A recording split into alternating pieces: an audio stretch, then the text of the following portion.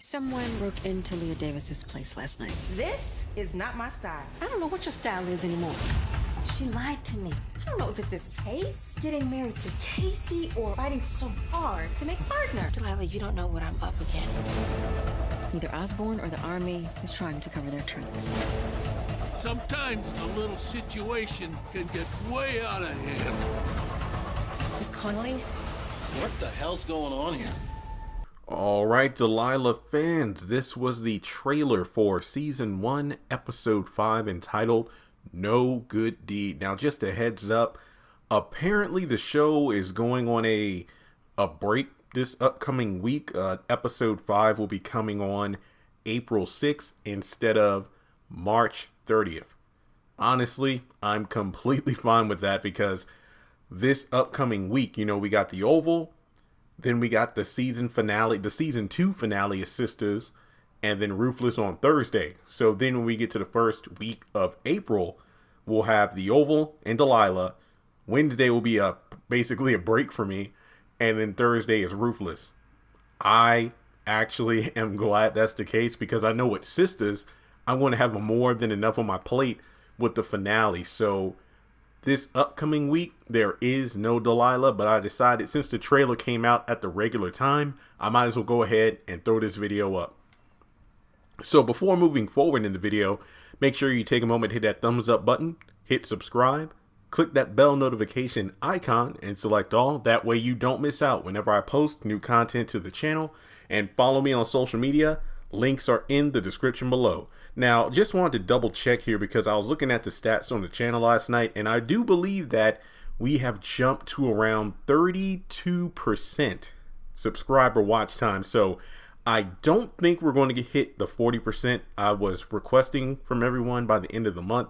But I just wanted to say thank you just because of the hard work, because we went from like 25 to 32, which it might not seem like a lot, but I do appreciate those who have been watching the channel. You've hit subscribe and you've helped me out. So, well, sorry about that. It's a beautiful day outside and there are a lot of vehicles in the parking lot going up and down the road. So I apologize for any noise. Not to mention, my room is pretty much packed. I spent 24 hours, well, sleep of course, getting my closet boxed up and ready to go. So I've taken almost everything off my wall. So if there's like a reverberation or echo, it's because my room is not as crammed as it was before. So this lengthy 2-minute intro out of the way, well, really, there's really not that much to talk about. All right, so no good deed. We pick up with somebody who basically ransacked, tore apart Leah's house. The cops are there, Delilah's there trying to figure things out. And if I'm not mistaken, I don't believe we actually see Leah in the trailer itself, because I was wondering, okay, so was she abducted? Was she injured? Well, what happened? Because at the end of the episode, Delilah was on her date, and then she was on the phone with Leah, and then she heard a scream, and that was the end of the episode. But basically, we have Tamara and Delilah. It's like basically Delilah at this point is still assuming the worst out of Tamara, and Tamara's like, this is not my style. Basically, from the fake reporter, Tamara wasn't the one that did that, to this attack on Leah. Seemingly, Tamara didn't do that.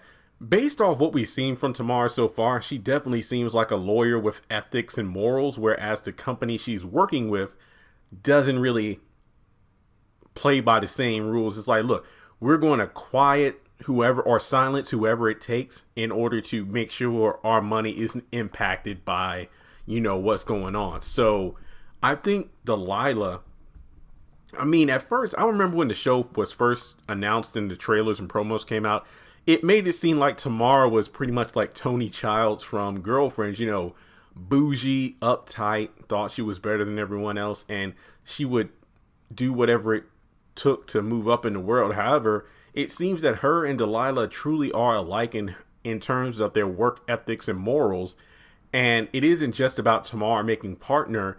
It's just that the people around her don't really seem to have the same, like I said before, morals and ethics. And there are certain lines they cross that Tamara doesn't cross. And that's pretty much where a lot of the friction in their friendship is happening. And like I said in my episode review for episode 4, Tamara wanted Delilah to be her maid of honor. And I'm like, man, that's great, but I don't think that's going to happen because it's only episode 4 and their friendship is probably going to suffer as the season progresses.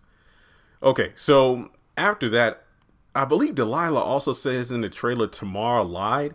And then she's on the phone with Delilah saying, you don't know what I'm up against. So I guess it's like Tamara said she would have done something, but she didn't. And then Tamara's like, well, Delilah, look, I tried to do something. I tried to do the right thing, but the powers that be, you know, like my boss, Fred, these people, I just feel like Tamara is between a rock and a hard place, because even if she does the right thing by her and Delilah's standards, they're just going to kick her off of the case and then put someone, I think it was Julia.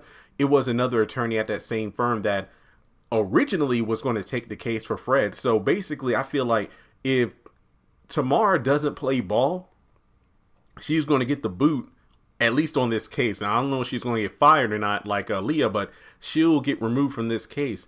And then the next person's going to come in, take the case and win it. So either way, it's screwed. So I feel like Tamara's going to be like, look, I tried to do the right thing. These people won't listen to me, so I might as well stay on the case and make partner. So then we got Delilah talking to her father about the case involving Nate's accident. Well, you know, accident, equipment failure, unknown. You know, basically the inconsistencies in the paperwork from the military sergeant. And then we also have, I think her father's talking to like another old dude. It's like, sometimes a situation can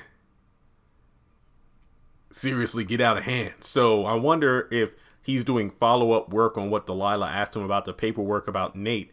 And then we also have Harper telling Delilah that the police are there. So why are the police there? Does it have something to do with Leah? Are they looking for her? I don't know. But in any case, you know, the title, no good deed goes unpunished. I really think that probably has a lot to do with Tamara. Like I said in this video, she's trying to do the right thing. However, if she does, then she could be removed from the case and then lose everything she's worked for. So it's really difficult. I would just hope Delilah doesn't always, you know what's crazy? I feel like Delilah is assuming the worst out of Tamara, when in all honesty, she should be thinking that about Leah, because Leah's either lied or, you know, withheld valuable information that put Delilah in compromising position. So we'll just have to wait and see. All right, guys. Well, let me know your thoughts in the comment section below. Maybe I'll have a Delilah video or two, you know, just spread out between now and episode 5. The week after next. I mean, I got a couple of small discussion videos I wanted to do, nothing too major, nothing too crazy, but I just wanted to get all my thoughts in this video, considering, like I said, we got a bit of a little wait until episode 5. So with that being said, thanks so much for tuning in, and if you would like to donate to the channel, feel free to do so on PayPal or Cash App.